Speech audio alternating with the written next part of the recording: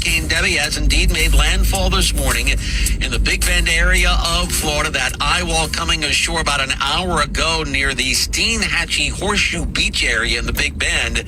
We just spoke with Channel 9 Eyewitness News reporter Shannon Butler up there in Horseshoe Beach, and for the second straight year, that area gets hit by a hurricane. Last year it was Idalia, and storm surge. Storm surge is the major concern up there right now. As for we here in Central Florida, I'm looking at the WDBO interactive weather radar, and while most of us are seeing rain from these outer bands of Debby, I am seeing some very heavy rain make its way into Orange County.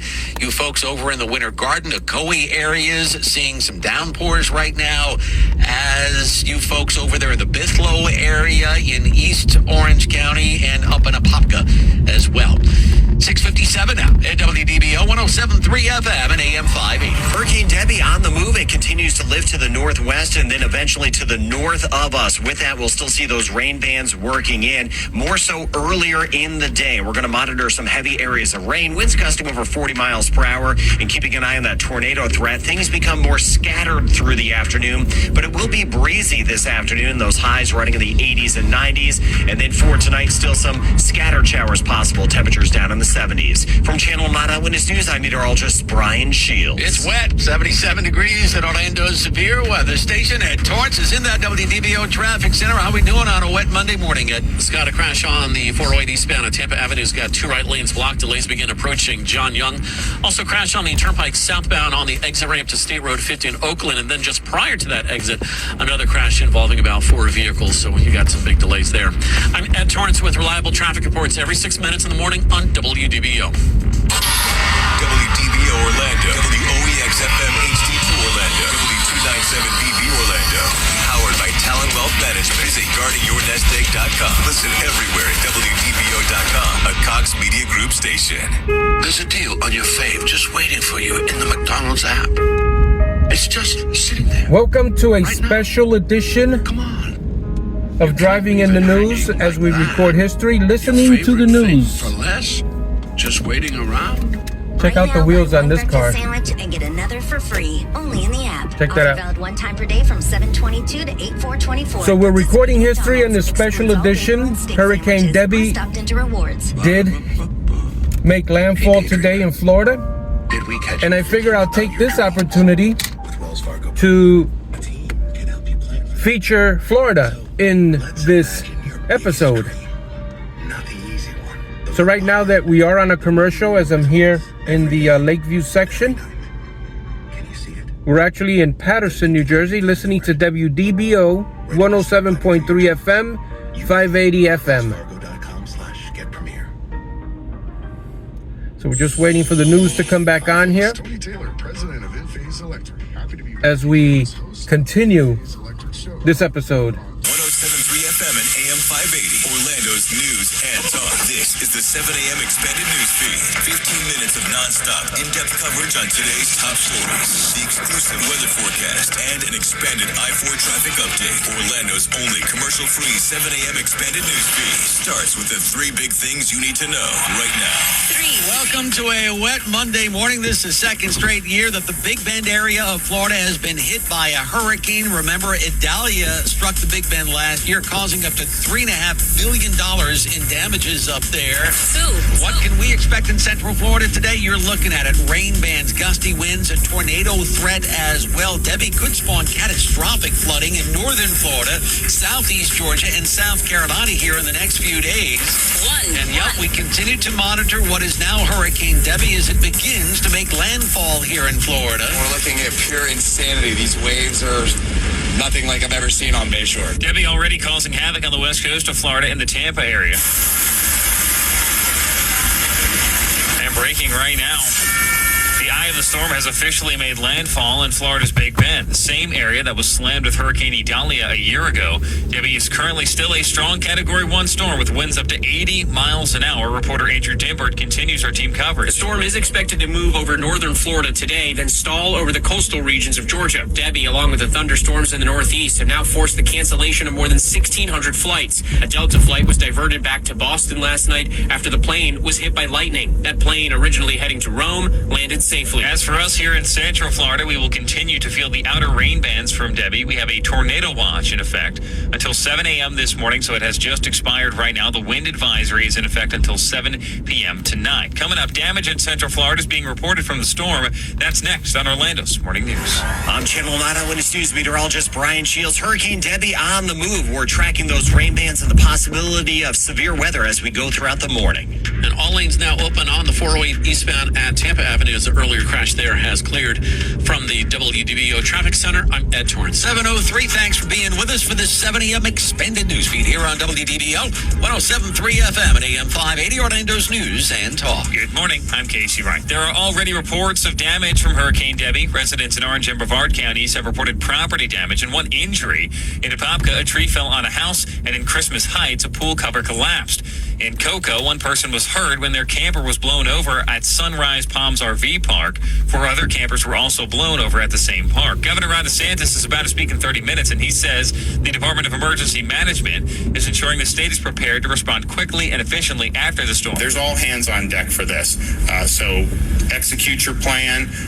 We're going to work as soon as this storm passes to get the power back on and to help the Floridians who may be in need. He says the state is also trying something new. DeSantis says for the first time, flood control barriers have been placed around utility substations to ensure power is maintained throughout the storm. There's going to be a lot of trees that are going to fall down. You're going to have debris. You are going to have power interruptions. So just prepare for that. Also, utility linemen from out of state are staged and ready to respond around the clock to restore power as quickly as possible. Like we said, Governor Ron DeSantis expected to speak at 7:30 this morning to update us on Debby. We will air it live here on WDBO. This morning, we're keeping an eye on the flight boards at OIA. We saw our share of cancellations and delays yesterday as Debby approached. According to the website FlightAware, there are currently 29 delayed flights at OIA. Another 80 have been canceled. I'm Alexa Lorenzo for WDBO 107.3 FM and AM 580. According to FlightAware, at this moment, 91 flights have been canceled at MCO, and currently 57 are delayed. 4 people are dead, including a deputy, after a shooting in Lake County. The sheriff's office says 3 deputies were ambushed Friday during a well-being check at a home in Eustis on County Road 439 in Orlando Hills. Sheriff Peyton Grinnell says the deputies saw a door that was kicked in and thought somebody had broken in. When deputies entered the home, they were met with gunfire, and one deputy was trapped. A memorial service was held yesterday at First Baptist Church at Tavares for Bradley Link. It's heartbreaking, and it's a whole new level of evil. You obviously have the initial shock, but you still have to remain steadfast, in taking care of people in our local communities. Our law enforcement don't get a chance to grieve like general members of the public do. The message really is just about pulling our community together and backing our law enforcement. There are heroes. There absolutely are heroes, and we need to be behind them 100% right now. The 28-year-old had been with the sheriff's office for 5 years.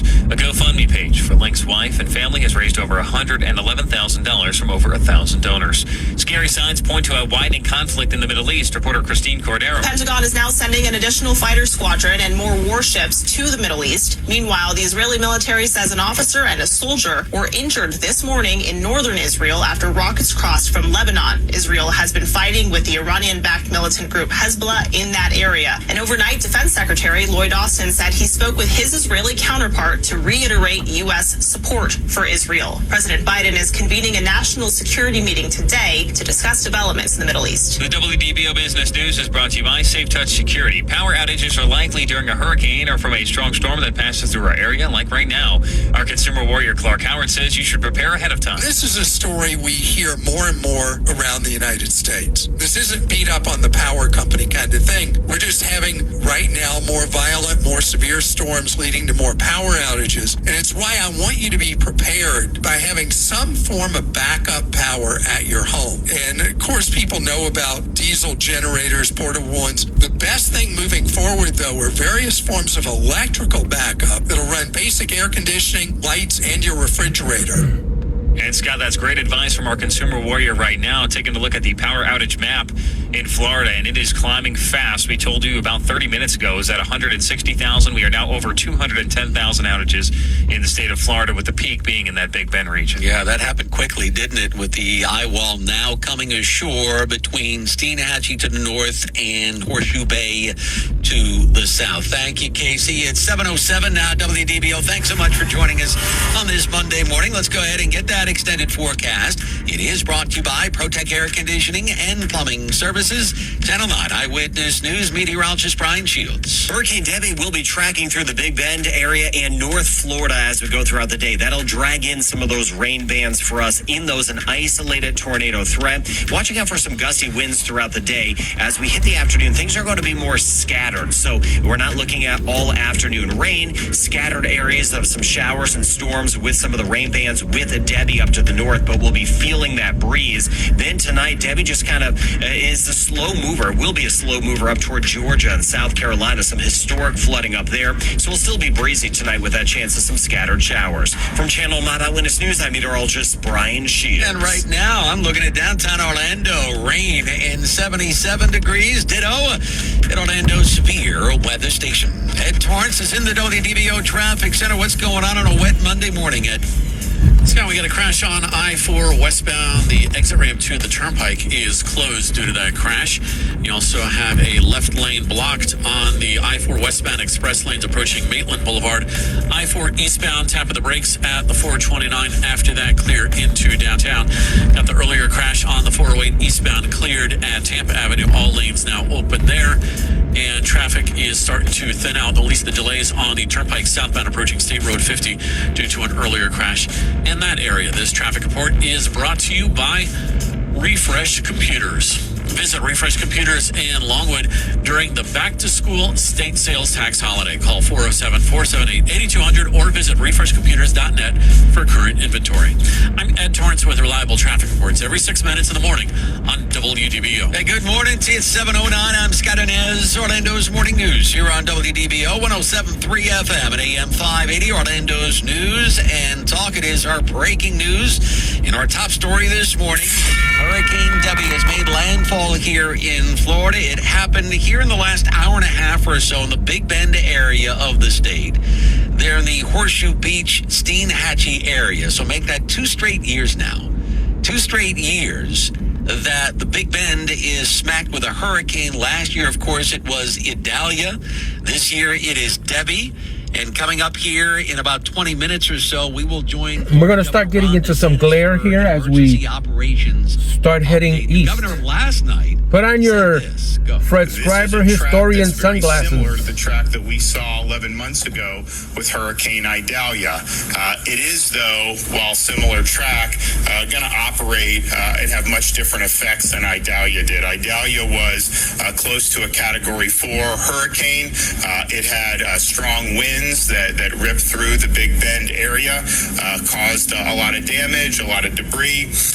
This storm will not have winds that reach the level of Hurricane Idalia, but it is going to produce way more water throughout the northern part of the state of Florida.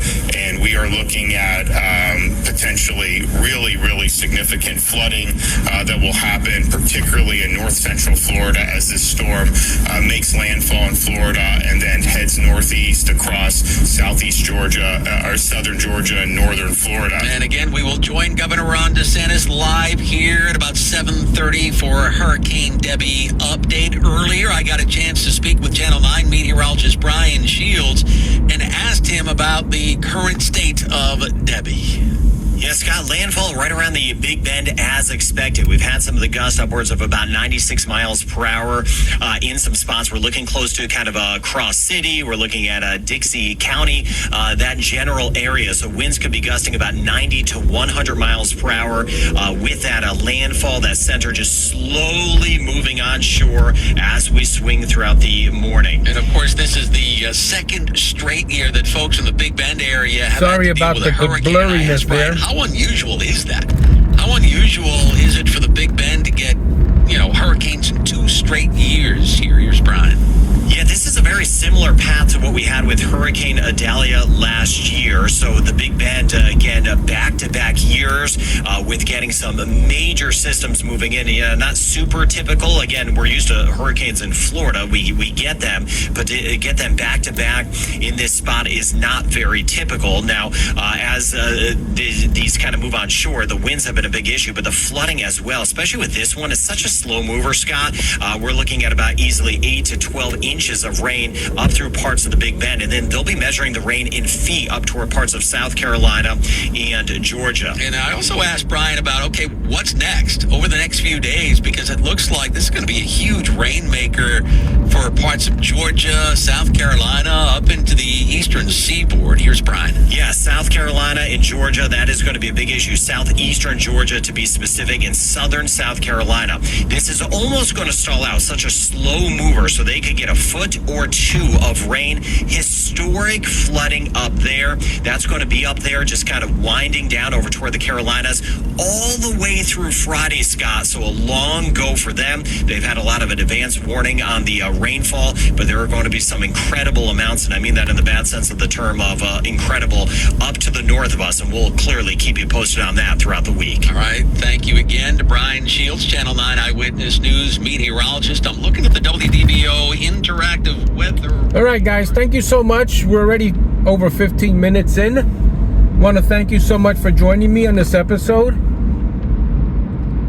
as we feature a Florida station, more specifically an Orlando, Florida station, on the news that Hurricane Debby has made landfall. All right, guys, we'll see you on the next episode.